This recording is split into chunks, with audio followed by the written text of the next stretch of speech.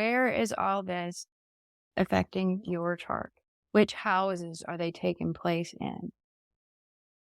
We have Pluto, which just changed signs in March and is still hanging around at the very first degree of Aquarius. So you are looking for the stirrings, not quite the completion. You're not in the thick of it yet, but there might be the stirrings of a subtle but powerful change in the vibe of whatever house contains that 0-degree Aquarius. For me, it's my 4th house, my home, my family life. You're going to get activated, heated up, stirred up in the house that has the middle degrees of Cancer, about 11 through 19, which is where Mars is going to be over this 2-week period. For me, it's my 9th house, and that represents things like travel and teaching and education. And I guess I have been a little stirred up and motivated to do things and move things forward in that arena. So that works. Mercury Retrograde's coming up, and that's going to show you a process of review, repair, reworking, or clarifying communications. Miscommunications and glitches may come from this house that has about 15 degrees Taurus back to 10, because that's where Mercury is going to retrograde back to over these next couple of weeks. Ultimately, those glitches affect the houses that have Gemini and Virgo on the cusp. The changes come from the house being transited, and they affect the houses that Mercury rules. We're getting a little bit fancier there, right? The 29-degree Aries solar eclipse that's happening this Thursday has been stirring up the house that has 29 Aries.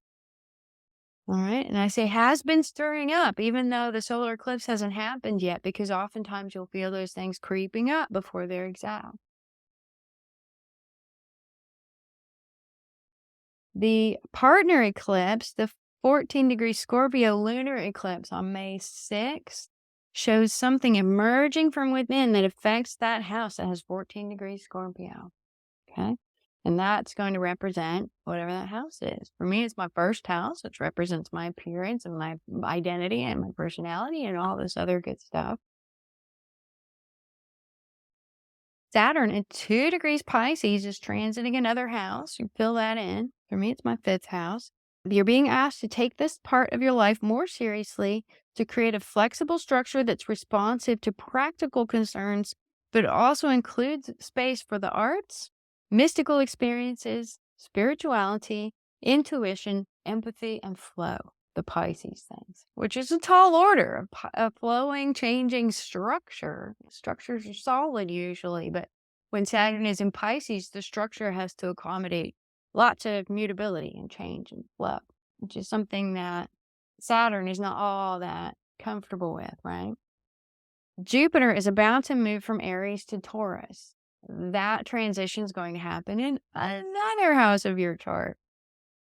Things have been moving fast in this house, and you can expect that things might slow down there as Jupiter changes from fast Aries to slow Taurus.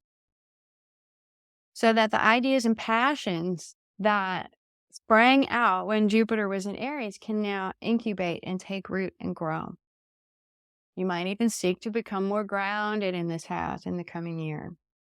And there may be an abundance of money or resources or just practical wisdom to be had through that part of your life represented by that house.